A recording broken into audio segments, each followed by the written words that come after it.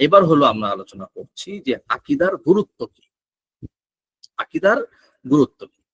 আকীদা এটা এটা তো আমরা বুঝলাম আকীদা কাকে বলে। আকীদার গুরুত্ব, আকীদার গুরুত্ব হলো আকীদা ইসলামী জীবনের ভিত্তি।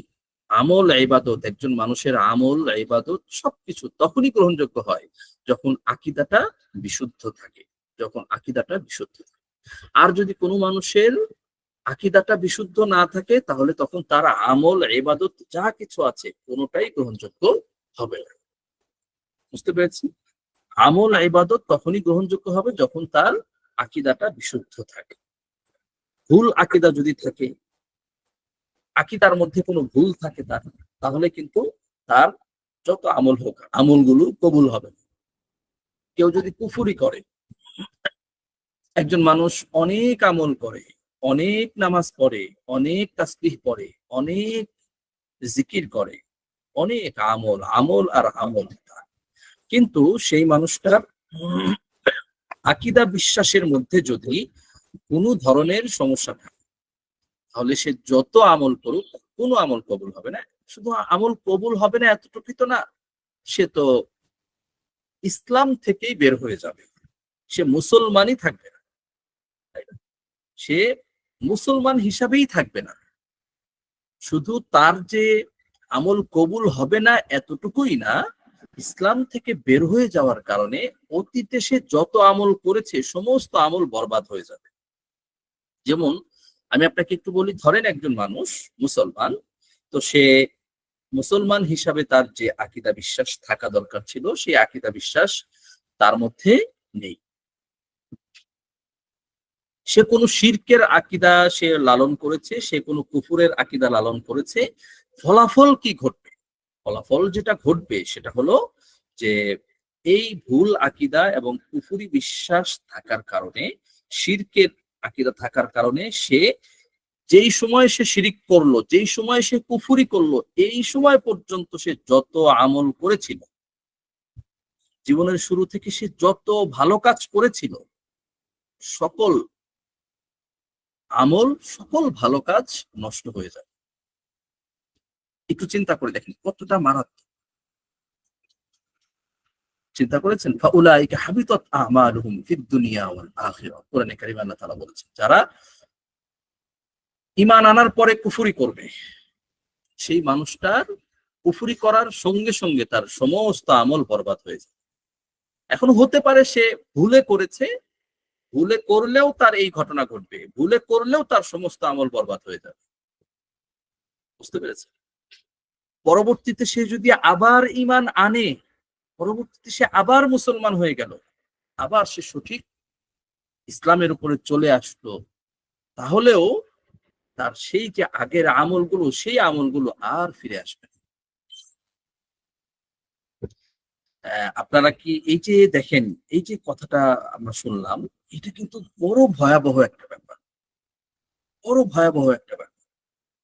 এই জন্যই আমাদের আকীদার ব্যাপারে সচেতন হতে হবে, যাতে করে ভুলে কোনো এক সময় কোনো একভাবে কোনো একটা উচ্চারণের কারণে, কোনো একটা আচরণের কারণে, কোনো একটা এমন কোনো কাজের কারণে যে কাজটার কারণে আমার আকীদা বিশ্বাস সম্পূর্ণ ধ্বংস হয়ে গেল, সম্পূর্ণ নষ্ট হয়ে গেল, আমি সঠিক আকীদা থেকে একেবারে দূরে সরে গেলাম, আর আমি ঈমান থেকে বের হয়ে গেলাম। আমার সারা জীবনের সমস্ত সিজদা, হাজার শত শত শত দিনের শত শত সিজদা, হাজার হাজার সিজদা সব বরবাদ হয়ে গেল। আমার ঘন্টার পর ঘন্টা নামাজে দাঁড়িয়ে থাকা সব বরবাদ হয়ে গেল। আমার মাসের পর মাস, বছরের পর বছর যে আমি প্রতি বছর কত বছর, 10 বছর, 20 বছর, 50 বছর আমি ধারাবাহিকভাবে প্রত্যেক রমজানের মাসে রোজা রেখেছি, আর সেই 50 বছর পরে গিয়ে একটা কথা এমন বললাম যে কথাটার কারণে আমি ঈমান হারা হয়ে গেলাম। পরে হয়তো আবার তওবা করে আমি ঈমানে ফেরত আসলাম, কিন্তু আমার অতীতের সমস্ত আমলগুলো বরবাদ হয়ে গেল, সমস্ত আমল বরবাদ। 50 বছরের সমস্ত আমল শেষ হয়ে গেল। এই আমলগুলো ফিরিয়ে আনার আর কোনো ব্যবস্থা নেই।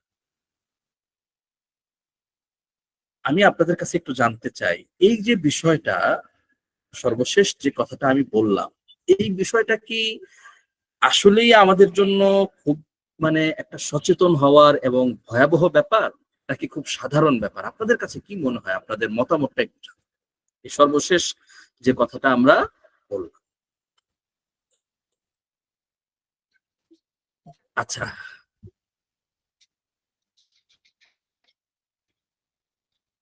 আমরা যে জিনিসটা বলতে চাচ্ছি দেখেন, এই যে আম, দেখেন সর্বশেষ যে বিষয়টা বললাম, এই বিষয়টায় আশা করি সকলেই আমরা গুরুত্বের সাথে স্মরণ রাখবো।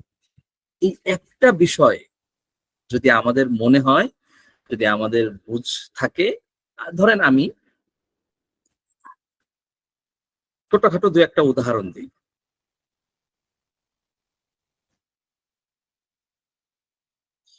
যেই জিনিসগুলো ক্ষেত্র বিশেষ, যেই কথাগুলোর সাথে এমন চিন্তা বা এমন কথা যুক্ত থাকে যেগুলো অহরহ আমরা বলে ফেলি। আমরা অহরহ আমাদের পত্র পত্রিকায় লিখা দেখি, কেউ যদি অল্প বয়সে মারা যায় তখন আমরা তাকে বলি অকাল মৃত্যু হয়েছে, অকাল মৃত্যু হয়েছে।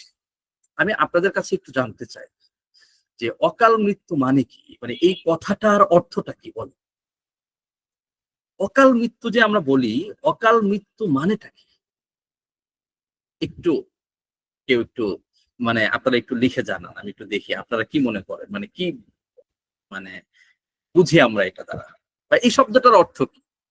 আমি দেখছি যে এখানে এক ভাই প্রশ্ন করেছেন, গুরুত্বপূর্ণ প্রশ্ন, যে ইমান মানে বিশ্বাস, আকীদা মানে বিশ্বাস। আসলেই ইমান মানেও বিশ্বাস, আকীদা মানেও বিশ্বাস।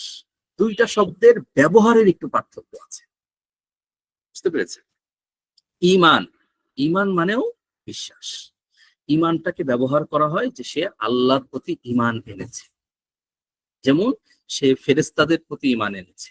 এই ক্ষেত্রটাতে ইমান শব্দটা ব্যবহার করা হয়। আকীদা শব্দটা ব্যবহার করা হয় ইমান আনার পর তার যে অবস্থাটা হলো, সে আল্লাহ, রসুল, ফেরেশতা এই সব কিছুর উপরে ইমান এনেছে, ফলে তার মধ্যে যে জিনিসটা এসেছে সেটা হলো আকীদা। বুঝতে পেরেছেন? আচ্ছা ভাই, খুব গুরুত্বপূর্ণ সুন্দর প্রশ্ন করেছেন, আপনাকে ধন্যবাদ। আমি আমি আপনাদেরকে যে প্রশ্নটা করেছিলাম যে অকাল মৃত্যু, দেখেন এই কথাটা শাব্দিক ভাবে আমরা বুঝতে পারছি যে মানে এমন সময় মৃত্যু যে সময়ে তার মৃত্যুর সময় হয় নাই।